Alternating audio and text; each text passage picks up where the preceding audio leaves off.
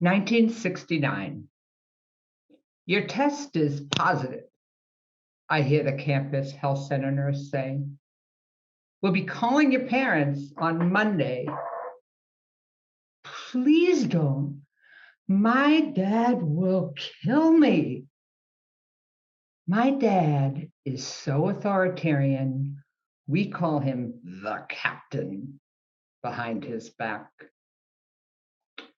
That weekend, I'm getting ready to go to my work-study job when someone knocks at the door. I glance up to see my mom and oldest brother standing there. Oh no! Did the school already call them? Or did the person I called to get the money for my illegal abortion betray me? Pack your things, Mom says. We're on the next plane home. I'm sitting at the kitchen table, my dad to my right and Mom to my left. Ma, you got a whore for a daughter. We'll help her, but we're gonna go to hell for this. Our family doctor has arranged an appointment for a therapeutic abortion at the Boston Lion Inn Hospital. It's just me and Dad in the car, and the silence is deafening. I have my first pelvic exam ever. I plead to psychiatrists and social workers that I'm not ready to be a mother. At the end of this long day, the caseworker sits across from me and Dad. I'm so sorry, but the committee has declined your request. Your options now are to go to Puerto Rico or England. She might as well be sending us to the moon. It takes less than 24 hours for my parents to decide my fate. Well, you can't stay here where our neighbors will see you. We're sending you to a Catholic home for unwed mothers. It takes me less than an hour to pack. I walk past my dad as he runs to the phone to call the parish priest. I walk past my mom as her tears fall into the angel food cake batter she is mixing. I walk straight out the door. No hugs, no goodbyes. A telegram arrives from my sister. Get married by Tuesday or Dad gets police. So when Jim and I leave the Justice of the Peace, I'm 19 years old, 19 weeks pregnant, and a so-called emancipated minor. Carrying a pregnancy against my will seems endless. I play housewife, cleaning and cooking dinner for Jim when he returns from working at the railroad. Friends visit to keep us company, and I peer in with envy from my parallel universe as they laugh and drink and smoke a little weed.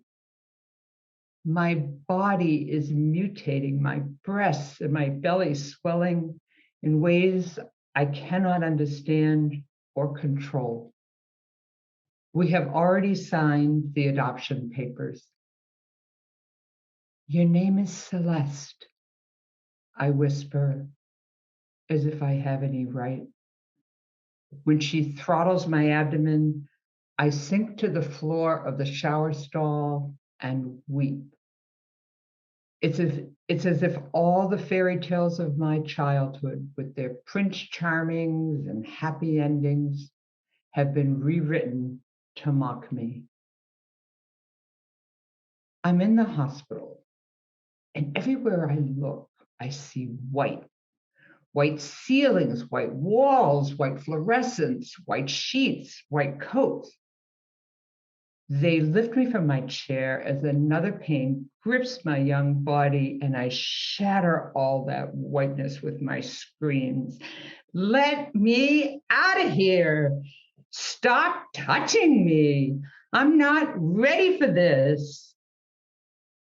Suddenly, I'm plunged into sweet, numbing darkness. Jim's face floats above me. What's happening? What was that? Morphine, he says, and I drift off to sleep.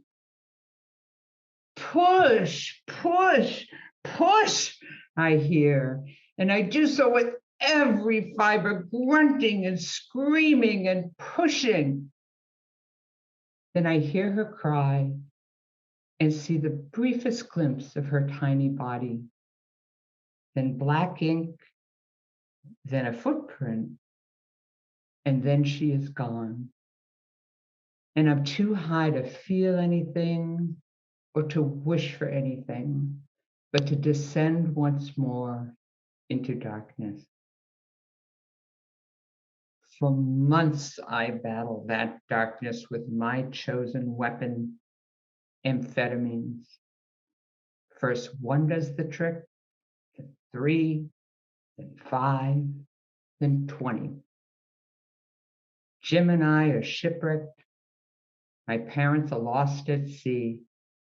And when I gaze into the mirror, thin and gaunt and depleted, I am terrified by what I see.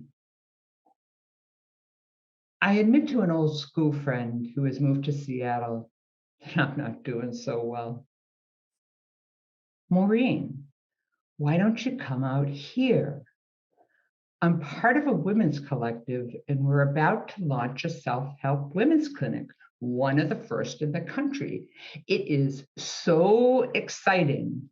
Come check it out. So I moved to Seattle. I joined a women's consciousness raising group where my story blends with many others to become something so much larger than ourselves. I learned how to do pelvic exams. Here, if you hold the mirror just like this, then you can see your cervix. I help run discussion groups about reproductive health in the clinic and in schools and in prisons. And eventually, I complete my pre-med studies, and my women's collective helps me raise money for med school. We have just enough for 5 applications and 1 acceptance. After all these years, I write to my parents to tell them. The response comes from my mom several days later. How can you possibly manage that? I mean, you've made your bed, now sleep in it. I throw the letter in the trash, and I am off to learn how to be a doctor, one who will deliver babies and provide abortion care, and eventually write the first textbook on abortion to be published in 20 years. I'll never forget that day in 2010 when I showed the textbook to my dad. He's 94 now, so I kneel up close so he can read my lips. I can barely breathe as my dad bows his head and slowly draws the book up to his failing eyes. We are suspended in a timeless underwater silence. Finally, he raises his head and looks straight at me, lips deformed like a corkscrew, eyebrows raised. It's about abortion, he screamed. Dad, did you know that somewhere in the world a woman dies of an unsafe abortion every 8 minutes? Well, I decided to spend my life and career doing what I can to help. He stares, I stare back. Down goes his head, up comes the book. His head shakes from side to side. Then suddenly, he flings up his arm and I jump back as he waves the book in the air and shouts, I think the Pope should read this book. My world stops and I burst out laughing. Today, I have the privilege of hearing stories as varied as the people who tell them. And something about each one reminds me of my own. They are stories of survival and hope and aspiration. I enter the exam room and I look into the vacant eyes of a 14-year-old and wonder how in the world will I bridge this chasm between my white hair and her beautiful face peppered with acne. May I hold your ankles? And she nods. I know you're going through a lot right now, but this is a safe place and we're here to help you. I see her eyes soften just a smidgen. And in that moment, I have no doubt we are saving lives here. Thank you.